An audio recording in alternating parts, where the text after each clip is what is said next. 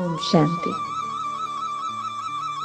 ഞാൻ ആത്മ അഭിമാനിയാണ്. ആത്മസ്മൃതിയിൽ ഓരോ കർമ്മവും ചെയ്യുന്ന ആത്മ അഭിമാനി. ആരെ കാണുമ്പോഴും അവരുടെ മസ്തകത്തിൽ തിളങ്ങിക്കൊണ്ടിരിക്കുന്ന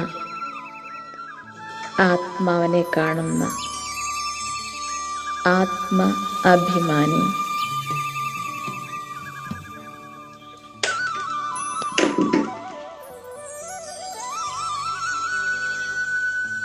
ബാബയുടെ കുട്ടിയായ ഞാൻ റുഹാനി സേനാനിയാണ്. ബാബ സംഗമയുഗത്തിൽ റുഹാനി സേന തയ്യാറാക്കിയിരിക്കുന്നു. ആ സേനയിലെ സേനാനിയാണ് ഞാൻ. എനിക്ക് തോൽപ്പിക്കേണ്ടത് 5 വികാരങ്ങളെയാണ്. മായ, രാവണൻ എന്നൊക്കെ അറിയപ്പെടുന്ന എൻ്റെ പ്രധാന ശത്രു 5 വികാരങ്ങൾ. അതിനെ ഞാൻ പൂർണ്ണമായും തോൽപ്പിക്കും.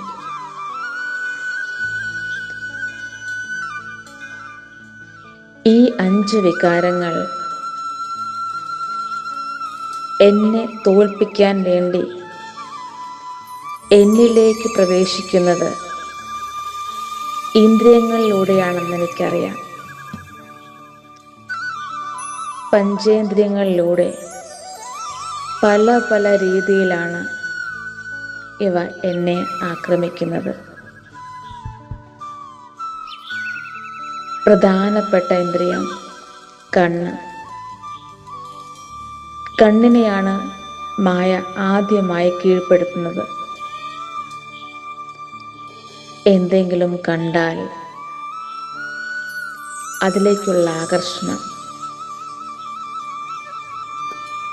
ആസക്തി, മോഹം, ഇതെല്ലാം ഉള്ളിൽ ഉണർത്തിയെടുക്കാൻ മായയ്ക്ക് സാധിക്കുന്നു. മായ ഉള്ളിൽ വരാതിരിക്കാൻ എനിക്ക് ആദ്യം ചെയ്യേണ്ടത് എൻ്റെ കണ്ണുകളെ, നയനങ്ങളെ നിയന്ത്രിക്കുക എന്നതാണ്. ആത്മീയ സേനാനിയായ ഞാൻ എൻ്റെ ഭാഗത്തെ പവർഫുള്ളാക്കി മാറ്റുക എന്നതിൽ ശ്രദ്ധിക്കുന്നു. ഈ ലോകത്തിൽ വളരെ സുന്ദരമായ വസ്തുക്കളുണ്ട്, സൗന്ദര്യമുള്ള വ്യക്തികളുണ്ട്, സ്വാദിഷ്ടങ്ങളായ പല ഭക്ഷണ സാധനങ്ങളുമുണ്ട്, ഒരുപാട് നല്ല നല്ല പദവികളുണ്ട്. ഇവയെല്ലാം കാണുമ്പോൾ അതിലേക്കുള്ള ആകർഷണം അത് സ്വാഭാവികമാണ്.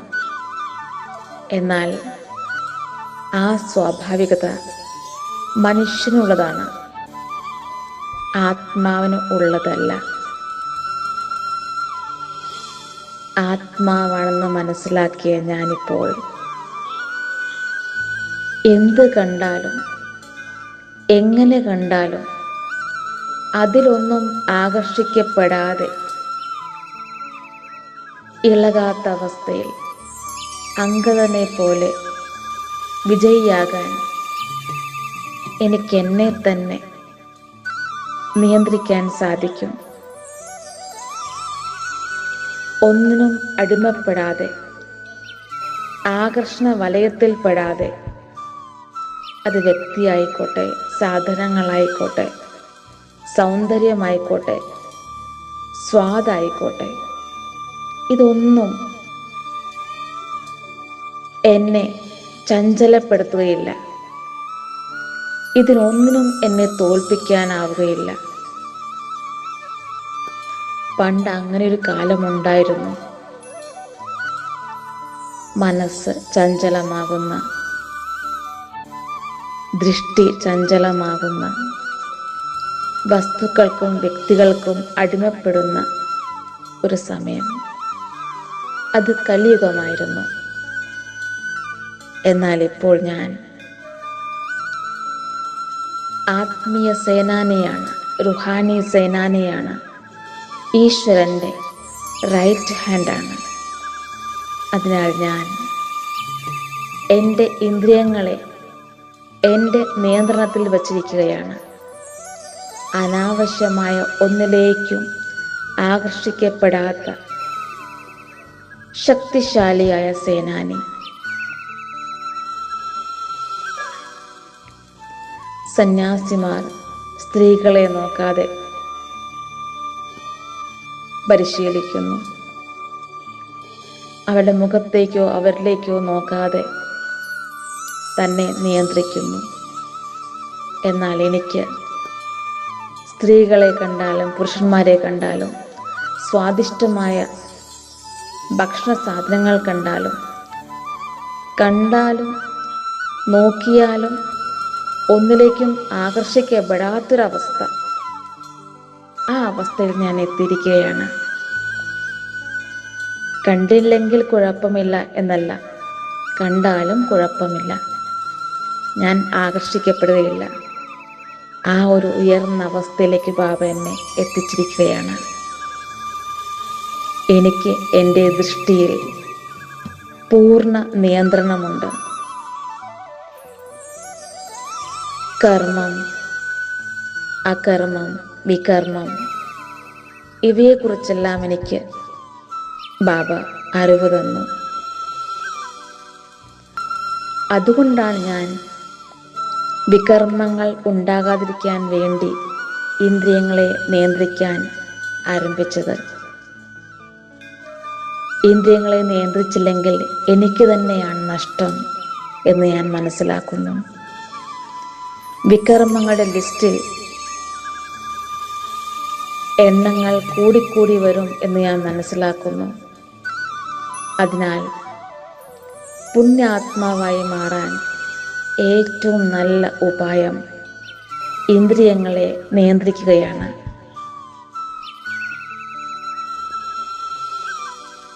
ബാബ ഇപ്പോൾ എന്നെ എല്ലാം ജ്ഞാനത്തിൻ്റെ ആധാരത്തിൽ നോക്കാൻ പഠിപ്പിച്ചിരിക്കുന്നു. ജ്ഞാനത്തിൻ്റെ ആധാരത്തിൽ എല്ലാം കാണാൻ പരിശീലിക്കുന്നതിൻ്റെ ഫലമായി ഞാനിപ്പോൾ ത്രികാലദർശിയായി മാറിയിരിക്കുകയാണ്. എങ്ങനെ ചെയ്തു, എങ്ങനെ ചെയ്യണം, എങ്ങനെ ചെയ്തുകൊണ്ടിരിക്കുന്നു എന്നെല്ലാം മനസ്സിലാക്കുന്ന, എന്ത് സംഭവിച്ചു, എന്ത് സംഭവിച്ചുകൊണ്ടിരിക്കുന്നു, എന്ത് സംഭവിക്കും എന്നെല്ലാം മനസ്സിലാക്കുന്ന ത്രികാലദർശി. ബാബയെ അറിഞ്ഞതുകൊണ്ട്, ആസ്തികനായതുകൊണ്ട്, അച്ഛനിൽ നിന്നും ജ്ഞാനം നേടിയതുകൊണ്ട് ഞാനിപ്പോൾ ത്രികാലദർശിയാണ്. ത്രികാലദർശി. അറിഞ്ഞോ അറിയാതെയോ ചെയ്തിട്ടുള്ള ഓരോ വികർമ്മത്തെയും നശിപ്പിക്കാനുള്ള മാർഗം ബാബയുടെ സ്മൃതിയാണ്. ഇനിയും വികർമ്മങ്ങൾ ഉണ്ടാകാതിരിക്കാൻ വേണ്ടി ഞാൻ എന്നും ചാർട്ട് വയ്ക്കുന്നു. എല്ലാം എൻ്റെ ബാബയെ പറഞ്ഞു കേൾപ്പിക്കുന്നു, എഴുതി കാണിക്കുന്നു. ബാബ, ഞാൻ എന്താണോ എങ്ങനെയാണോ അങ്ങയുടേതാണ്. എനിക്ക് അങ്ങയ്ക്ക് സമാനമായി മാറണം. അതിനാൽ ഞാൻ ഓരോ ദിവസവും എന്നെ പരിവർത്തനപ്പെടുത്തിക്കൊണ്ടിരിക്കുകയാണ്.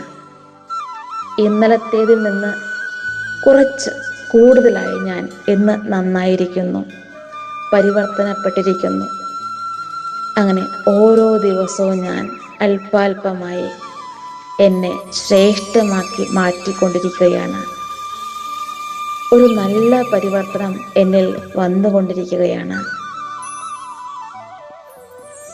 ബാബ എപ്പോഴും എൻ്റെ കൂടെ തന്നെയുണ്ട്, എന്നെ സഹായിക്കാനായി, എന്നെ ഉയർത്താനായി, പരിവർത്തനപ്പെടുത്താനുള്ള ശക്തി നൽകാനായി എപ്പോഴും എൻ്റെ കൂടെയുണ്ട്. ബാബയോടുള്ള സ്നേഹം കൊണ്ട് എൻ്റെ ഉള്ളിൻ്റെ ഉള്ളിൽ നിന്ന് ബാബ ബാബ എന്ന ശബ്ദം എപ്പോഴും മുഴങ്ങിക്കേൾക്കുന്നു.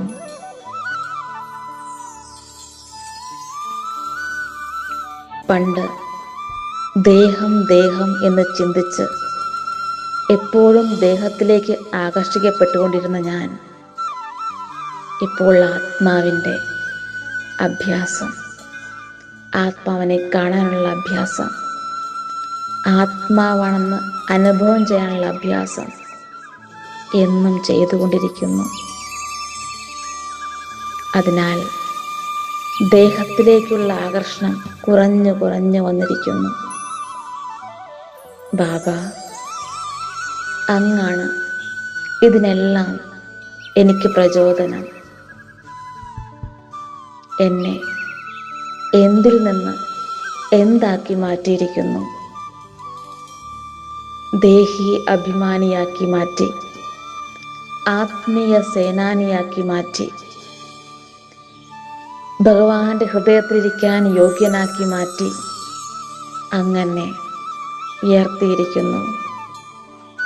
എൻ്റെ ഉള്ളിൻ്റെ ഉള്ളിലെപ്പോഴും ബാബ ബാബ എന്ന ആ മധുര ശബ്ദമാണ്. ബാബ പറയുന്ന ഓരോ ആജ്ഞയിലും ഓരോ ജ്ഞാനബിന്ദുക്കളിലും എനിക്ക് പൂർണ്ണ വിശ്വാസമാണ്.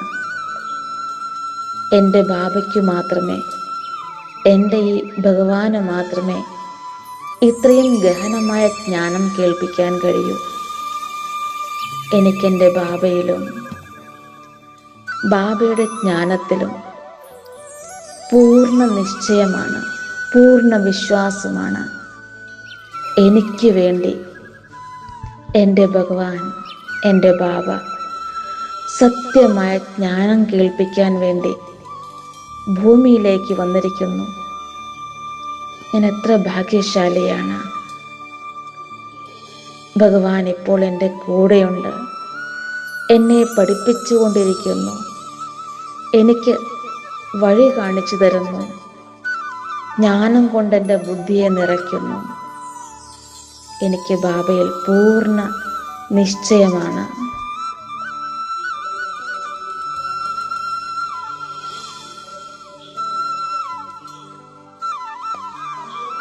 ബാബ ഓരോ സെക്കൻഡും എന്നെ നോക്കുന്നുണ്ട്. ഓരോ സെക്കൻഡിലും ബാബ എന്നെയാണ് നോക്കുന്നത്. ഞാൻ എന്ത് ചെയ്യുന്നു, ഏത് രീതിയിലുള്ള പുരുഷാർത്ഥം ചെയ്യുന്നു, ഇത്രയും പുരുഷാർത്ഥം കൊണ്ട് എനിക്ക് സത്യത്തിൽ ഉയർന്ന പദവി ലഭിക്കുമോ, ഇതെല്ലാം ബാബ ചെക്ക് ചെയ്യുന്നു. അതെനിക്കും മനസ്സിലായിട്ടുണ്ട്. അതിനാൽ ഞാൻ എല്ലാ ദിവസവും ചാർട്ട് വെച്ച് ഓരോ ദിവസവും പടിപടിയായി മുകളിലേക്ക് എത്താനുള്ള പുരുഷാർത്ഥം ചെയ്യുന്നു. ബാബയുടെ പേര് ഞാൻ ഒരിക്കലും ചീത്തയാക്കില്ല. എൻ്റെ പുരുഷാർത്ഥത്തിൻ്റെ അളവ് എനിക്ക് കൂട്ടിക്കൂട്ടി വരണം. ഞാൻ ബാബയുടെ പേര് പ്രശസ്തമാക്കും.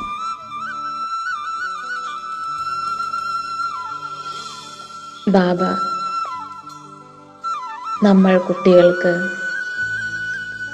സൂക്ഷ്മവും സ്ഥൂലവുമായ ആജ്ഞകൾ തന്നിട്ടുണ്ട്.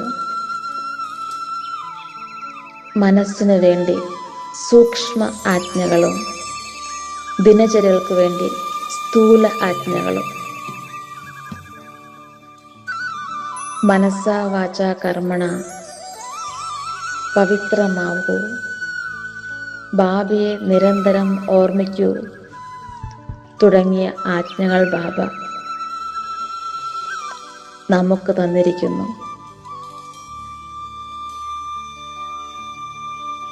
ദിനചര്യകളിൽ ബാബയുടെ ഓരോ ആജ്ഞയും പാലിച്ച് ഓരോ സ്ഥൂല ആജ്ഞയും പാലിച്ച്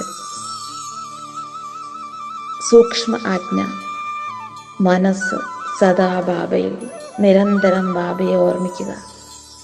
ഈ സൂക്ഷ്മ ആജ്ഞയും ഞാൻ പാലിക്കുന്നു. ദിനചര്യയിലെ സ്ഥൂല ആജ്ഞകളും ഞാൻ പാലിക്കുന്നു. സങ്കല്പത്തിൽ പോലും ബാബയുടെ ആജ്ഞയ്ക്ക് വിരുദ്ധമായി ഒരു അശുദ്ധ സങ്കല്പം വരാതിരിക്കാൻ ഞാൻ പൂർണ്ണമായും ശ്രദ്ധിക്കുന്നുണ്ട്. ഞാൻ സമ്പൂർണ്ണ ആജ്ഞാകാരിയായിരിക്കാൻ എപ്പോഴും ശ്രദ്ധിക്കുന്നു. ബാബയുടെ സ്ഥൂലവും സൂക്ഷ്മവുമായ എല്ലാ ആജ്ഞകളും പാലിക്കുന്ന സമ്പൂർണ്ണ ആജ്ഞാകാരി എന്ന ടൈറ്റിൽ എനിക്ക് ലഭിക്കണം, എനിക്ക് നേടണം എന്ന പൂർണ്ണമായ ലക്ഷ്യബോധം എനിക്കുണ്ട്.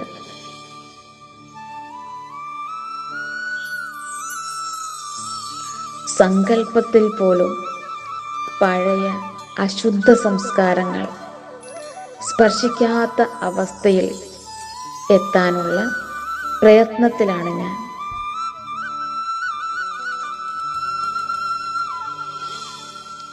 ഭഗവാനെ തിരിച്ചറിഞ്ഞ് ഉള്ളിൽ നിന്നും ബാബ ബാബ എന്ന് പറയുന്ന ബാബയെ അനുഭവം ചെയ്യുന്ന വിശേഷ ആത്മാവാണ് ഞാൻ. എൻ്റെ ഉള്ളിൽ എപ്പോഴും ബാബ ബാബ എന്ന അൻഹത നാദമാണ് മുഴങ്ങിക്കൊണ്ടിരിക്കുന്നത്. എൻ്റെ പ്രിയപ്പെട്ട ബാബ, എല്ലാം ഞാൻ ബാബയ്ക്ക് മുന്നിൽ തുറന്നു പറയുന്നു, സമർപ്പണം ചെയ്യുന്നു. ഞാൻ എന്താണോ എങ്ങനെയാണോ ബാബയുടേതാണ്, ബാബ എൻ്റേതാണ്, എൻ്റെ ബാബ. ഞാൻ ബാബയുടെ സമ്പൂർണ്ണ ആജ്ഞാകാരി കുട്ടിയാണ്, വിശേഷ ആത്മാവാണ്, സമ്പൂർണ്ണ നിശ്ചയബുദ്ധിയുള്ള ആത്മാവാണ്.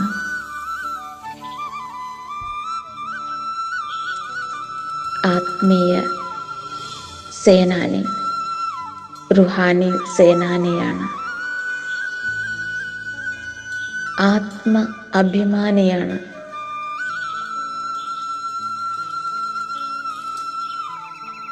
ഓം ശാന്തി.